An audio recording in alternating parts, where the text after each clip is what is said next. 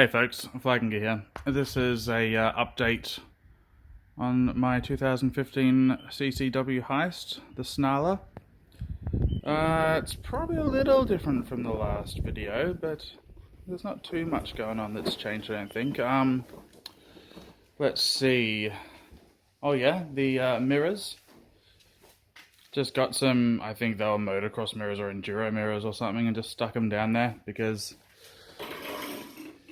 I think when your bars are this high and you've then got mirrors on top of them, it can just look a bit silly, not the look I'm going for, so off they went and on this one came.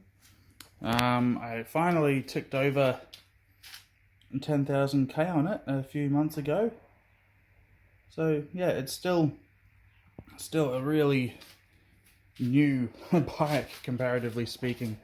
Let's see, I got a new front and rear sprocket, and the chain was finally replaced as well.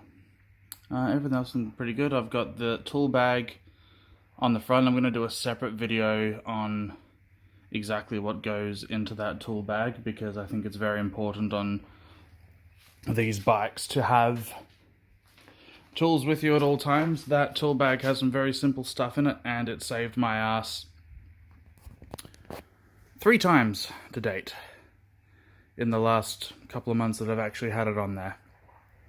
And of course, there's nowhere else I can put it. You know, I'd usually have a couple of tools in a bag that I'd strap to a sissy bar on my other bikes, but obviously this bike doesn't have a sissy bar yet. So, upcoming for this bike, I'm probably going to wrap the exhaust, just because it's pretty much bare metal at the moment. You can see it's getting a bit kind of pitted just from being, I mean, it's not exactly out in the weather, but just from life in general. The muffler's still nice and clean, and everything else is going really well. This performance upgrade that I got from Michael B, it's just amazing. You know, this bike pulls so well, and it sits on freeway speed perfectly with enough power left over to overtake, which is ridiculous. I got my apes sorted out. I really like the stance of the bike in general now, and it's a much more comfortable sitting position than when I had the bars just a little further back, a little further, more towards me, let me say that. Alright, so more work that needs done. The front brake switch is not working. I think there was a bit of a burnout when the fuse busted last time, so that'll have to come off and see if I can clean it, and if not, that'll get replaced. And that's pretty much it for things that need fixing. Oh, I do have new blinkers to go on the back, because this is just hanging there by electrical tape, and you know, it broke within a week or 2 of me owning it, because they're just spindly as fuck. And I've got some really nice little cool ones to go on there, which would be good. Yeah, so I think that's about all we need to know about that. But if you were to turn your attention down here,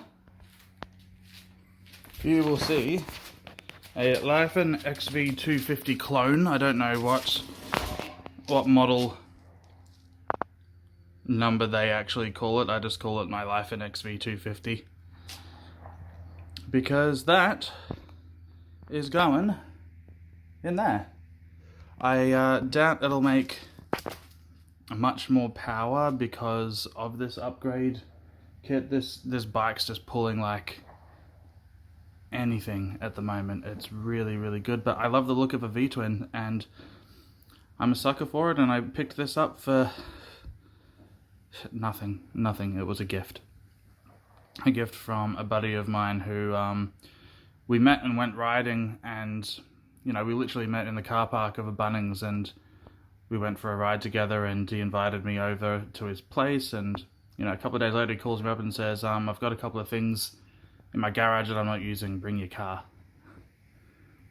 And yeah, he had this, and he also had this.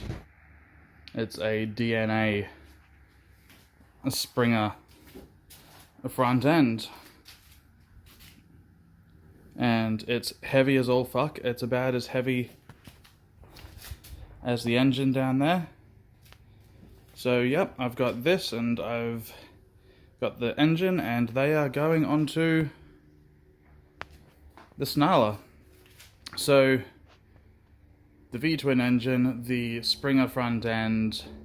I am also going to be fabbing up a sissy bar as well. So big things in the works for the Snarler. I won't be doing any of it at all until I've got the Virago running the way that I want it to run, and on the road and registered and with some proven reliability, because I cannot be without at least one bike reliably on the road at the moment. But that's what's in store for the Snarler. So stay tuned. If you are interested in seeing what's going on, please like and subscribe, and we'll catch you next time.